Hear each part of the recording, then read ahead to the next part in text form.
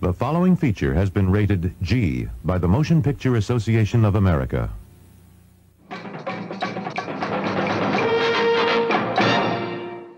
Hello everybody, Jason of New Year's Revolution down here in the cave for what is going to be the new view, the new look for pretty much the rest of the year. I like using the phone now. I think it's a better, so I'm recording on my iPhone. I like it way better than this thing. I really do. This thing has, this thing runs out of battery too quick. SD cards are a problem. The picture is not as nice. So I like using the phone. Obviously, I didn't just discover something new. People have been using their phone to make videos on YouTube forever. But I want to attach it to the tripod and then get this view. But I cannot get to the tripod attachments because they are buried behind Christmas presents. And so, as the room closes in on me, I will give you this view for the rest of the year, which is a good view. It's a nice view, I think. You know, it's an okay view. What are we doing tonight? What are we doing today? We're talking about Rushmore. We're doing a Rushmore show. Not the Rushmore show. That's those other guys. Go check them out at the Rushmore show on YouTube. I'm doing my Mount Rushmore of. Yeah, that's right. My Mount Rushmore of, and my man Upstate Johnny must have sensed an artistic lull happening with me, and so he sent me this suggestion, and I said, that's great. I love that. That's a good one. So today we're going to discuss the Mount Rushmore, my Mount Rushmore of wrestler entrance music. Yes, ladies and gentlemen, and what a great place to do it on YouTube. What a great place to do this Rushmore. The Rushmore of wrestlers entrance music we're going to do right here on the copyright protected YouTube. So of course you're not going to hear any of the entrance music. We're just going to talk about it. But if anybody can talk about it in great detail, I would throw my name into the ring. All right. So how important is entrance music? Well, you know, you've heard me coin the phrase visually iconic here on the show as we talk about some very important images of our childhood. We have talked about scent. You know, we've talked about olfactory iconic. That is scent in the medical world. Olfactory iconicness. The smells of the 80s. Well, wrestling theme songs, I think, are auditorily iconic. That's right. They're sounds. It's music that we just will never be able to get out of our heads, and they're sounds that will transport us back in time. And for wrestling fans, certainly wrestler entrance music is auditorily iconic parts of our lives. So with that being said, the Mount Rushmore, if you are living under Mount Rushmore and don't know, the Mount Rushmore is my personal top 4, my personal favorites. Maybe not the top 4 of all time, but the 4 that mean the most to me and my childhood and my past. So how can you not have, anyway, for me, how can I not have a Mount Rushmore of wrestler entrance musics without Hulkamania, Eye of the Tiger, ladies and gentlemen. Eye of the Tiger. Again, for an 8-year-old kid who is not denying his Hulkamaniacness, I am not denying that. I never did. As a kid, I was a proud Hulkamaniac. And I think most of us were. I mean, come on. What's wrong with you? You kick puppies too? Come on. Don't be embarrassed to admit that you were a Hulkamaniac as a kid. Don't be the guy that says, when I was 8 years old, I knew it was fake and I rooted for the bad guys. Oh, come on. It did not. You were a Hulkamaniac. And I was proudly. And so, but not only that, I was I was a Rocky maniac. Yeah, I loved Rocky. Still do. And so you take Eye of the Tiger and you put it on the Rocky 3 soundtrack, or you throw it right in the Rocky 3 movie. You got Hulk Hogan in the Rocky 3 movie. Now all of a sudden Hulk Hogan is rocketing to stardom in the WWF. And what does he come out with? He comes out with Eye of the Tiger. You know, their world heavyweight champion. The bad guy has been announced in the ring. The crowd is buzzing, anticipating the entrance of the Hulkster. And what do you get? Boom, you get those, whatever it is, those guitar riffs or those bass riffs, I don't know. Ding a ding a ding a ding a ding a ding a ding a ding a ding a ding a ding a ding a ding a ding a ding a ding a ding a. Yeah, come on. Come on, does that not give just the way I did it even? I really captured it just then. I mean, I might be careful because that could get copyrighted right there. That, yeah. So, well, of course. And just look at the arena. Look at Madison Square Garden. You know, packed with 26,000 people or whatever, all on their feet. You know, some of them going into convulsions and seizures, frothing at the mouth when Eye of the Tiger hits. Right? And you're going to tell me you weren't a Hulkamaniac. So anyway, my number one, my first of 4 is Eye of the Tiger. Real American didn't have the same grip. Certainly Hogan's, NWO Voodoo Child music did not have the same grip. And then whatever nonsense he had as a good guy in WCW when he first got there, that was just silly.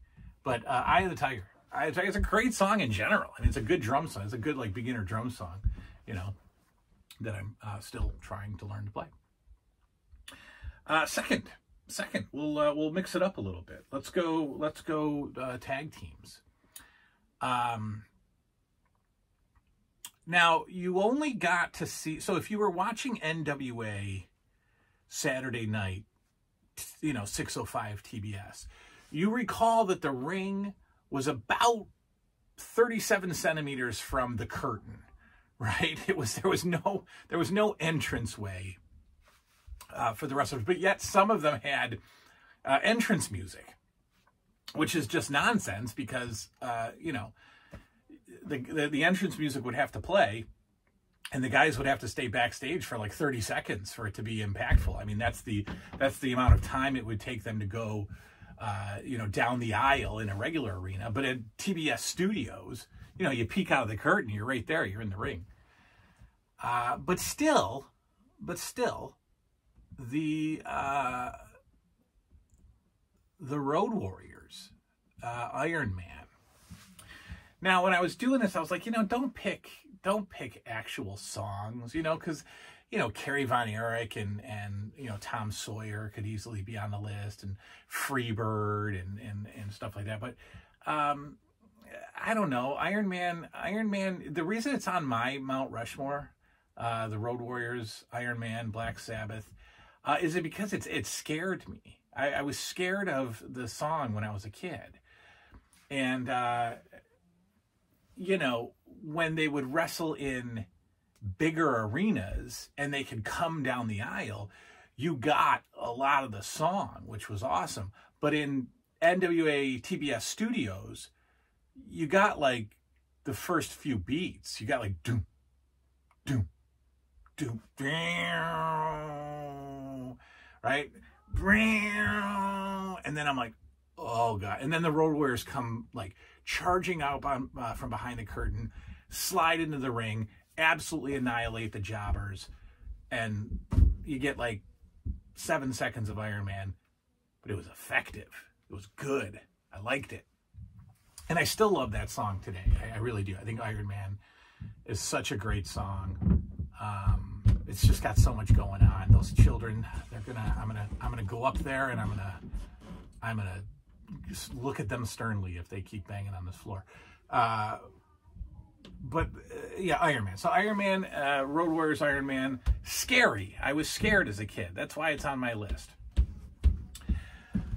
Look, this one's kind of predictable, but you know, it really captures the difference between the two worlds. It captures the difference between the two champions. What am I talking about? I'm talking about the WWF versus the NWA. The WWF World Champion, Hulk Hogan, the Eye of the Tiger, is on the Rushmore. And on the other side of the coin, you've got the NWA World Champion, the cartoony, over-the-top storytelling land versus the, you know, down-home wrestling of NWA at the time. Hulk Hogan was this big beach blonde, muscle-bound superhero coming out to this pumped-up music, Eye of the Tiger. Then you got, on the other side, you got Ric Flair. You know, the classy champion with the feathery hair and the $1 million suits and the sunglasses and the girls and the styling and profiling and the limos and the all that. And his entrance song is auditorily iconic, right? What is it, like 10,000? Oh no, it's Space Odyssey, I think. I'm not going to do it. You know. Dun, dun, dun, dun, dun. Now, back then, before all the fireworks and the entrance stages and the Titantrons, the NWA in some of these arena shows would still do up Ric Flair's entrance with smoke. And I think I remember like sparklers. I think I remember it, but I certainly remember smoke. And you know, you like the Omni, you know, you watch like Starrcade or something, and Flair is just there in a dark arena, in a dark aisle, just standing there with the robe on, and smoke is going behind him. And then you have this massive theme song pumping in the background. And man, oh man, it was the Titantron before the Titantron existed. Ric Flair's music was a Titantron before it existed. And I love it. I just love it. And again, it's such a, it's just a cleaner, more pure, more wrestling, professional wrestling's answer to the champion of the WWF, right? Even the music is different between the two people, Hogan and Flair. It's awesome. So Ric Flair's music, Space Odyssey, is on my Mount Rushmore. That's three. The final is going to surprise you. It's going to surprise many of you. It's got some personal reasons, some personal connections for me. I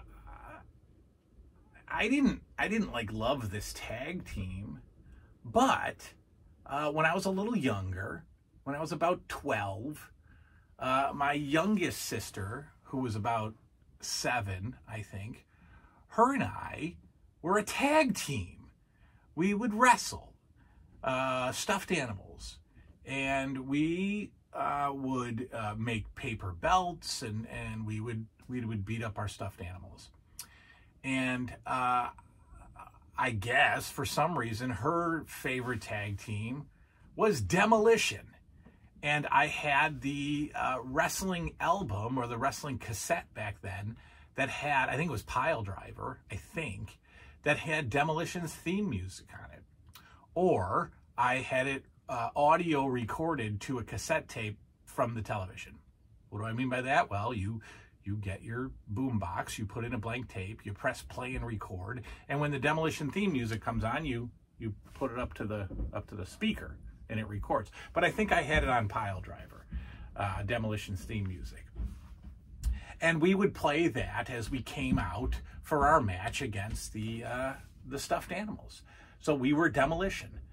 My sister and I were Demolition, and we would enter the ring, which was a porch, carpeted porch, like a sunroom. That was our ring. We would enter to Demolition. So it has a special place in my heart. Is it the best song ever? Well, of course not. Are there betters? Are there better? Yes, sure, there's better. But that one means something to me. So that's my Mount Rushmore. That's my 4. Hogan, Eye of the Tiger. Flair's Space Odyssey or whatever it's called. Demolition. Here Comes the Axe. Here Comes the Smasher. And of course, Iron Man, Black Sabbath for the Road Warriors. Now, some honorable mentions. Just for the crowd reaction, Another One Bites the Dust for JYD was awesome. Roddy Piper's bagpipe music just screamed heel, and it grated on the nerves of the fans who had already hated Piper. Bagpipes are beautiful, but if you hate Roddy Piper, then you're getting this screechy, squealy, sound coming out, and he just comes, walking. I don't like him, but he comes walking out with just this, look on his face, and the bagpipe music is just blaring. And in some big events, he actually has a bagpipe team and some drummers, and they're coming out, and it's awesome. That certainly gets an honorable mention. What else gets an honorable mention? I don't know. Who knows? Can't think of any more. But that's my top 4. That's my Mount Rushmore of wrestling theme musics. Of course, Randy Savage's music is supposed to be on the list. D-Mod, I know that. And I know it's on probably all 4 of your Rushmores. But that's okay. I don't know. To me, it was too much of it was too much. Once I heard it being played or realized that it was a graduation song, I was like, all right, well, that kills it for me. It has to do with school. I don't want anything to do with school. But I do compare Savage's entrance music to Ric Flair's. I think they're both, like Ric Flair could have used that music for his entrance music, and I think it would have had similar effectiveness as his space one did. But of course, Savage's is great. Jake Roberts had a really cool, brief entrance music. But anyway, leave yours, of course. Leave yours down below, and we'll discuss. What are we doing next? I'm wrapping up a Wrestling with the Past, so we'll finally get back into that. There's a whole bunch more questions for the Power Hour, so we'll do one of those. And my friends at XOX have put another package in the mail. So we've got another, and I'm clueless. I don't know. And she says that it's her most, she's the most proud of this. She calls them her children. She says, this is the child that I am most proud of.